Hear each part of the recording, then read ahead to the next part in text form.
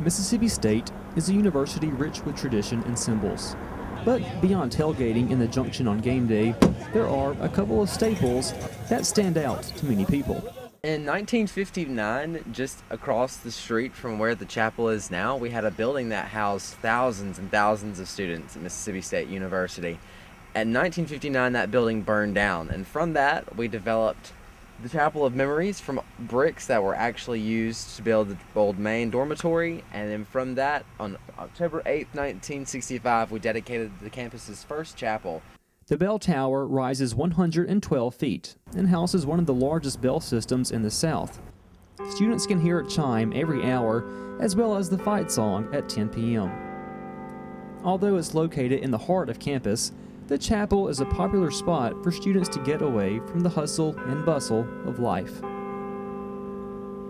I like coming to study out here because it's quiet and there's not many people around. I love coming into the chapel. It's just a quiet, peaceful place that I can come in my spare time just to relax, and I enjoy coming in and playing the piano. Chapel is one of the best places for me just to get away, where I know I can just sit, read, be quiet, and listen to the piano be played. It's one of my favorite parts, people playing the piano. So it's just a good place to sit and get some peace for a little while.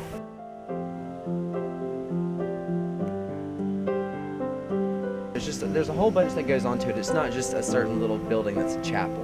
It's a whole atmosphere with it.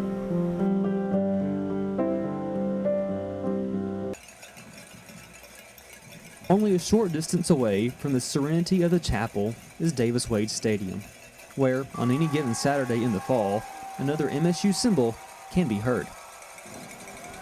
The history of the cowbell will probably never really be known, just like most history. And I'm not saying this in a bad way, but it's mostly mythology. The basic story is that when we decided where to put the university, there was literally a field of cows there. And the sound that was heard when the decision was made to, here's where we're going to put it, there were cowbells that were just being heard because there were cows walking. Another popular version is that a cow walked from Giles Hall to the football field during a game against Ole Miss. After that, the Bulldogs began their comeback victory.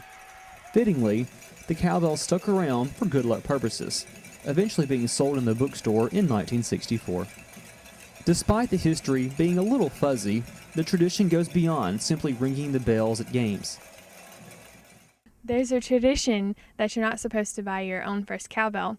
So my sister's birthday is coming up, so I decided to buy her a cowbell because she's coming up for the Arkansas game and she's thinking about coming to school here after high school. Regardless of the cowbell's origins or how you obtain one, the cowbell is embedded deep in the hearts of several people. I love the cowbell because it's such a great representation of what the university is and the people of the university. Every college has some type of tradition, and ours is the cowbell.